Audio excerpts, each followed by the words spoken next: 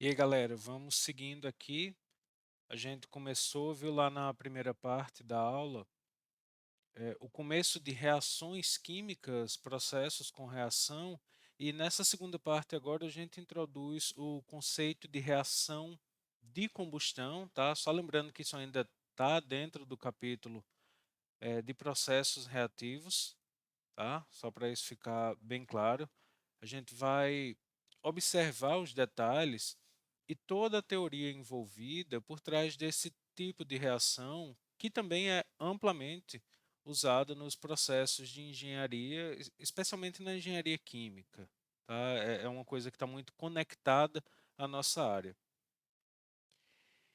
E assim, vamos ver o que de fato seria a característica principal dessa reação. Lembro que combustão é um dos processos amplamente, bastante utilizados assim na vida cotidiana. Isso é muito comum da gente ver nas indústrias, tal, e assim, do ponto de vista termodinâmico, esse é um processo conhecido por ser energeticamente irreversível, tá? E que forma principalmente esses componentes que aparecem aí na sua tela, CO2 e água. Outros também, mas principalmente esses dois. E assim, ele é energeticamente irreversível. Isso por si já o torna bem diferente das reações convencionais, como a gente viu na parte 1 dessa aula, que são tratadas como reversíveis e ocorrem por uma espécie de deslocamento do equilíbrio químico. Então, lembra só, lá a gente tem reagentes que se transformam em produtos, mas também esses produtos podem se converter novamente nos reagentes se as condições para que isso ocorra forem favoráveis. Muitas vezes, a formação do produto desejado não é aquela condição mais favorável, e isso faz com que a gente precise modificar uma certa quantidade de situações, fornecer energia, fornecer calor para que a reação ocorra no sentido que a gente quer. Essa reação aqui, esse tipo de combustão, não funciona dessa forma. Não é uma reação de equilíbrio nem deslocamento do equilíbrio. A gente trata como irreversível, já que foi obtida uma queima, uma degradação do material. Mas aí eu começo essa nossa ideia, essa nossa apresentação com uma espécie de provocação e pergunta, né? Eu deixo bem claro aqui. Se os produtos formados possuem menor valor que daqueles que foram queimados, né, comparando um com o outro, qual o sentido em usar uma reação de combustão? Já que a gente pensa em reação para geração de produtos, e se não for para geração de produtos, como a gente estava ambientado a ver, qual o sentido então de usar esse tipo de reação? Simplesmente eu vou queimar alguma coisa só por isso mesmo, jogar lá? Pensa um pouquinho aí e a gente segue. A resposta para isso está justamente na grande quantidade de energia que é possível você obter, você recuperar em uma reação de combustão. Então, existe uma certa explosão provocada pela reação de um combustível na presença de gás oxigênio, tá? E o verdadeiro motivo para usar isso é gerar energia. Então, diferente do que a gente vinha tratando com componentes que têm reagentes e produtos, aqui a gente parte de alguns reagentes e o nosso produto, entre aspas, é a energia. E essa grande quantidade energética, ela está muito associada à presença de alguns componentes, como por exemplo o vapor de água em altas temperaturas, que é algo também bastante utilizado, né, é algo amplamente utilizado de fato, em equipamentos industriais. Na vida comum das indústrias é habitual ter caldeiras que geram vapor, e esse vapor é usado para troca térmica, outras situações que ocorrem no cenário industrial. A gente vê isso mais na frente, principalmente em outras disciplinas como processos químicos 2, que a gente começa a ver aplicado esse tipo de equipamento. E claro, projeto de equipamentos como esse vocês vão ver ao longo do curso, tá? Então, só para fixar bem, as caldeiras são os equipamentos utilizados de forma bem sucinta para aquecer a água, gerar e armazenar vapor, na maioria das vezes em altas pressões, para você utilizar ao longo do processo. E o princípio de funcionamento é simples. Você tem um combustível e coloca ele na presença de oxigênio e induz uma queima, ou seja, uma reação de combustão. Tá? E o caminho, a forma como é gerada a energia por meio dessas reações é o que gera realmente essa vantagem de existir esse tipo de reação de combustão. É uma grande quantidade de energia. Essa imagem que você vê aí, por exemplo, é de um gerador de vapor que utiliza energia proveniente da combustão para mover as turbinas que geram a maior parte de energia por aí fora. Turbina termoelétrica, vamos pensar assim. Eu vou colocar um vídeo ilustrativo a seguir para você entender como funciona um sistema como esse, tá? Então, preste bem atenção, é um vídeo curtinho, dá para colocar aqui para a gente fixar melhor como funcionam essas coisas.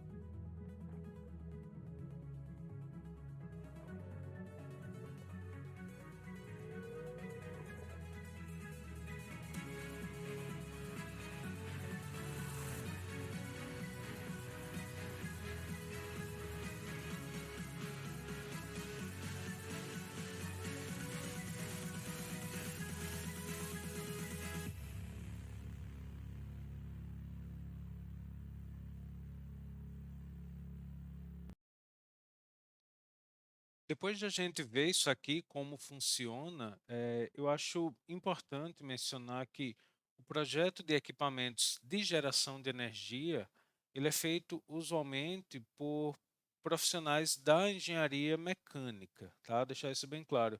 Mas as análises das reações de combustão, o projeto de reator e também a parte ambiental, o controle de poluição causada pelos produtos da combustão e também do funcionamento de uma turbina como essa são coisas típicas, assim, problemas típicos de profissionais da engenharia química.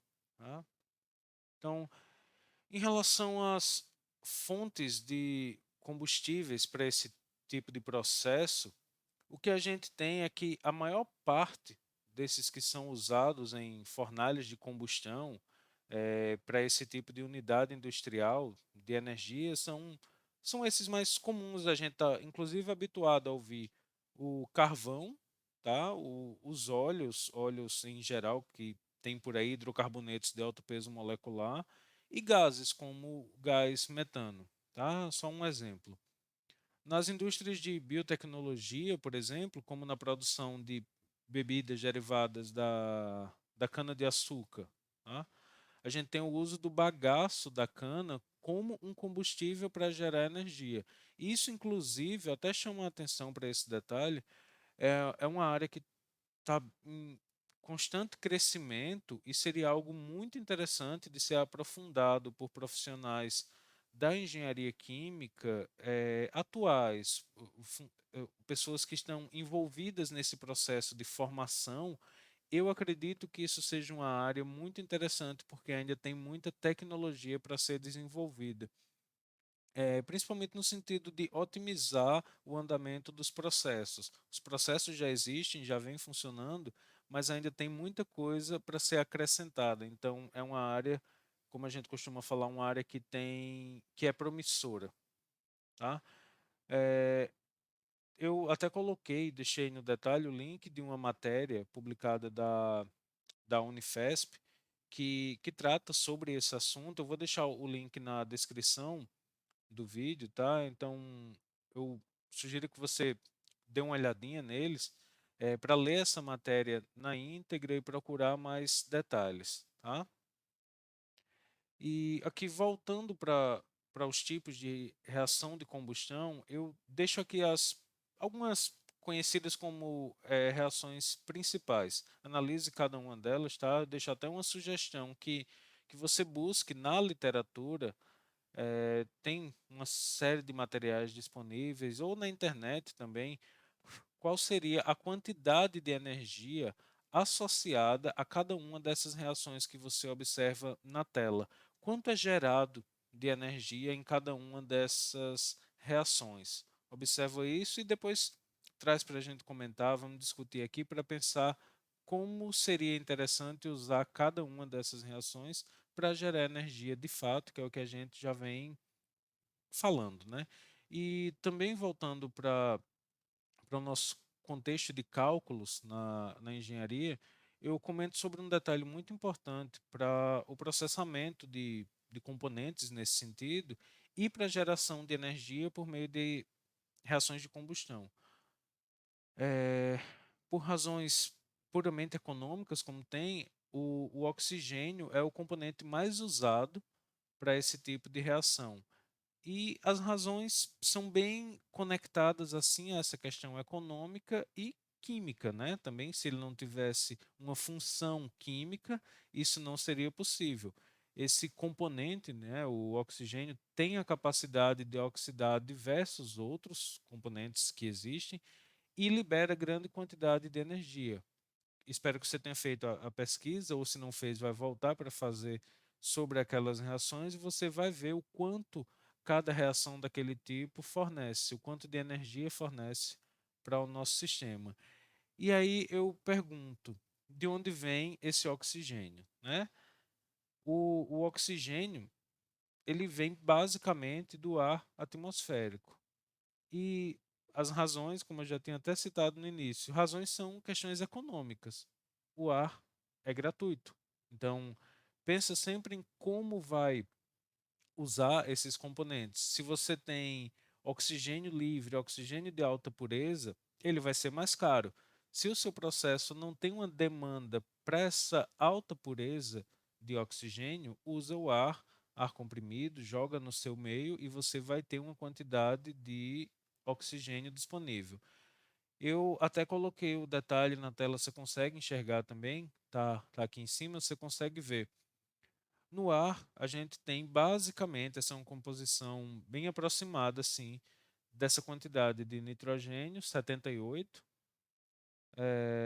oxigênio quase 21 ali, um pouco de argônio, tem CO2 e outros gases. Claro que a gente sabe que o ar real, a composição do ar real tem muito mais componentes. Só que as quantidades muitas vezes são tão pequenas que para a amostra, para aquele momento específico que você pega para alimentar um equipamento, vai ser totalmente desprezível.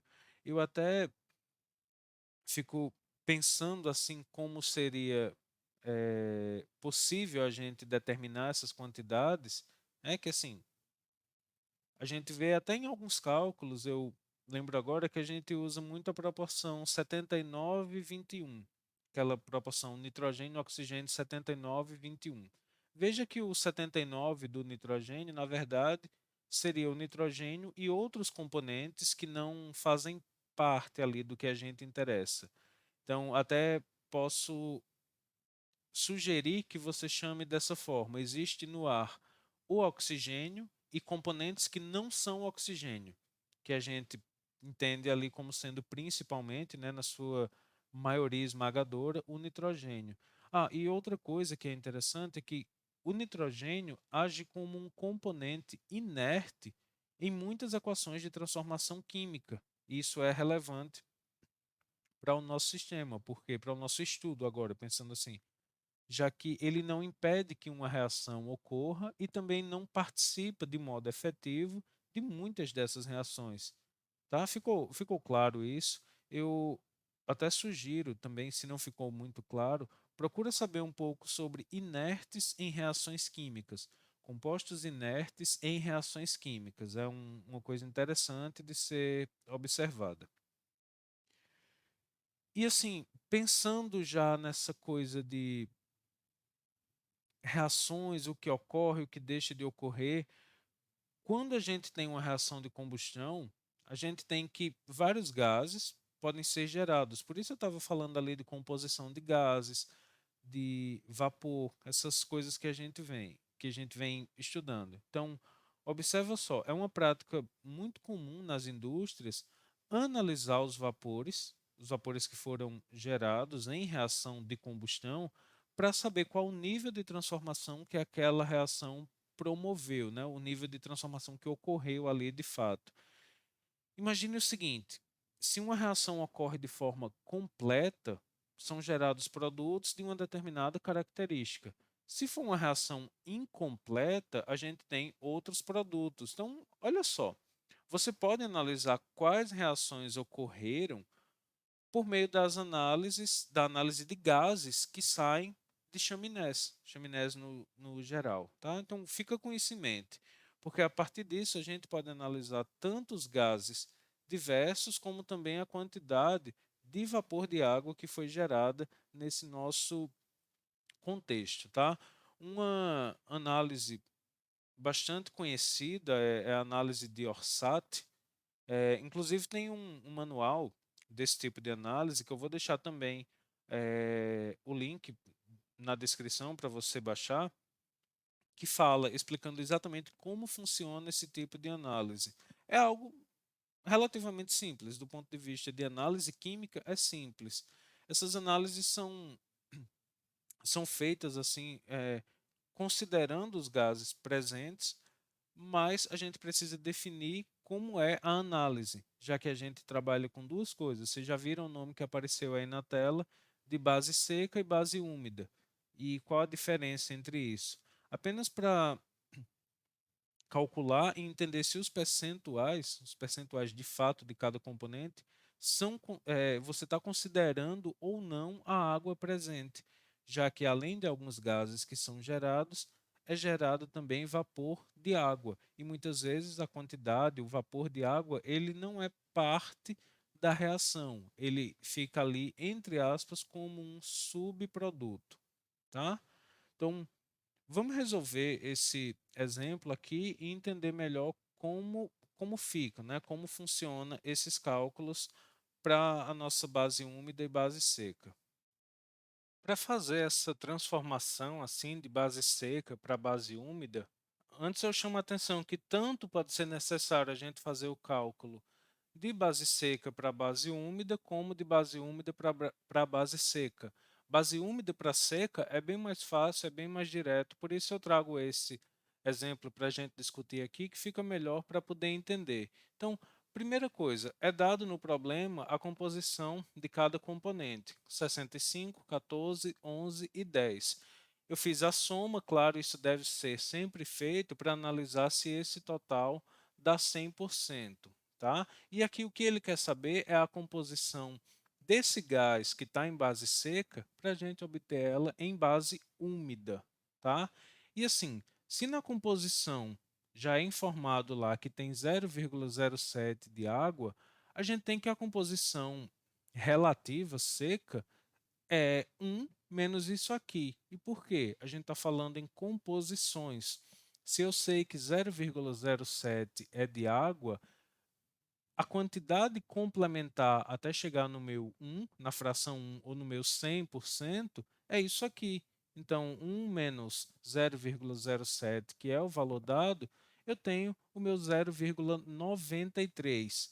E aí a gente consegue pegar a relação água e gás úmido a partir disso aqui. Explicitando os cálculos aqui para cada um dos componentes, vamos começar, obviamente, pela água, que é o componente que a gente vai usar para fazer a transformação dos demais.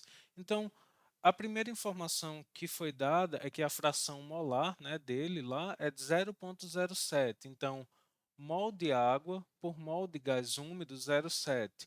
E a gente encontrou que 0,93 mol de gás seco em relação à quantidade de mol de gás úmido. Então, observa só, quando a gente tem aqui mol de gás úmido e mol de gás úmido, a gente consegue encontrar agora a relação de mol de água por mol de gás seco. A gente consegue fazer essa conta direta.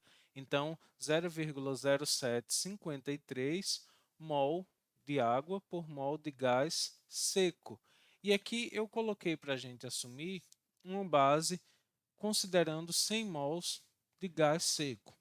Posso usar qualquer valor, já que o que eu vou encontrar no final é a fração. Fração é dividido pelo valor total, então tanto faz a base que eu uso. Eu prefiro colocar 100 porque facilita lá na hora dos cálculos. E aqui a gente olha para os componentes. Vamos lá, primeiro calcular da água. Para essa base de 100 mols, quanto eu tenho? 0,0753 mol de água por mol de gás seco. A gente vai pegar essa relação mol de água por mol de gás seco. Quando eu faço essa conta aqui, esse cálculo para cima de 1 mol, eu vou ter que no final aqui 7,5269 mols de água, já que aqui eu estou fazendo uma base de 100 mol de gás seco. Então, 100 mols de gás seco, isso corta com esse aqui, o que me sobra é essa quantidade, 7,5269 mols de água. E assim eu posso repetir e fazer esse cálculo para todos os outros componentes. Como a gente já tinha visto, né, tem o nitrogênio, o gás carbônico, o monóxido de carbono e também o oxigênio. A gente consegue fazer essa mesma conta. 100 mol seco, a nossa base, 100 mol de gás seco, vezes a fração desse componente em relação à quantidade de gás seco.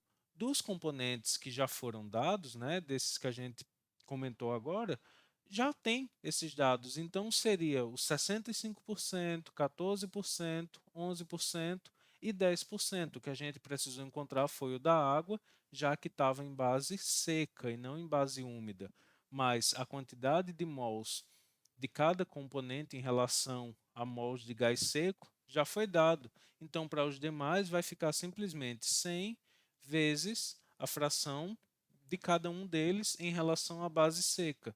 Corta a base seca, sobra a quantidade de mols do componente. E aí, para cada um dos componentes, a gente tem CO2, o 100, que é a nossa base em relação à quantidade de gás seco, e assim, quantidade de mols de cada um deles, cada um dos componentes. CO2 está aqui, CO, N2 e O2. As quantidades foram dadas, então simplesmente a gente só faz o cálculo aqui e encontra 14 mols, 11 mols, 65 e 10 em base seca. Observe que a gente considerou uma base de 100 mols para essa nossa base seca. Somando isso aqui, 14, 11, 65 e 10, a gente tem o 100. Então, fechou. Só que lembra de uma coisa, aqui a gente fez o cálculo agora considerando a água. Então, o somatório, a soma para encontrar o total de mols, tem que incluir a água também. E assim a gente faz a conta desse somatório já com essa água inclusa. Pegando o somatório agora de todos, a gente tem para a água, que foi o que a gente calculou, 7,5269 mols, e para os demais componentes, nitrogênio 65, CO2 14, CO 11 e o oxigênio 10. Com isso, o somatório do número de mols, os mols totais aqui do nosso sistema úmido, considerando a base úmida, veja que a gente tinha considerado a base lá seca de 100.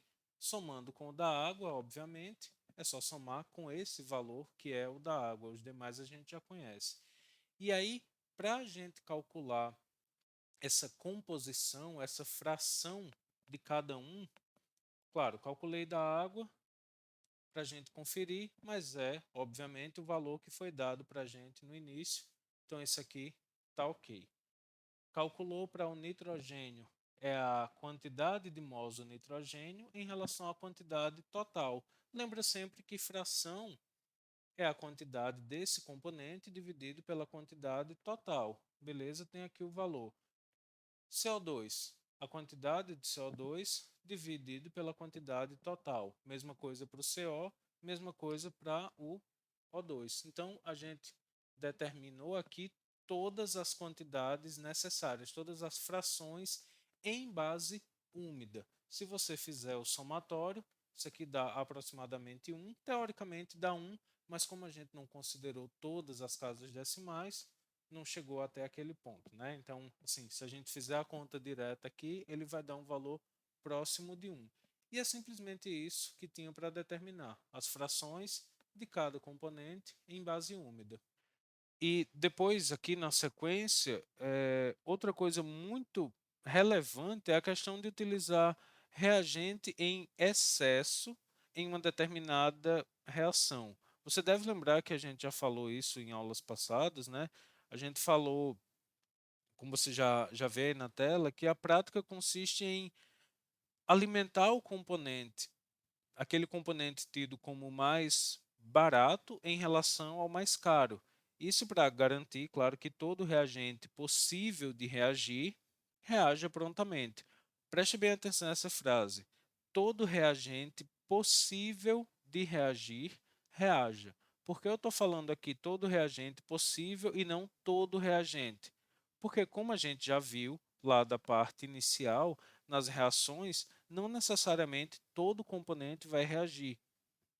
A gente tem uma certa taxa de conversão dos reagentes em produtos, então pode ter um remanescente. Por isso eu vou falar, quando for em contextos como esse, reagentes possíveis de reagir, tá?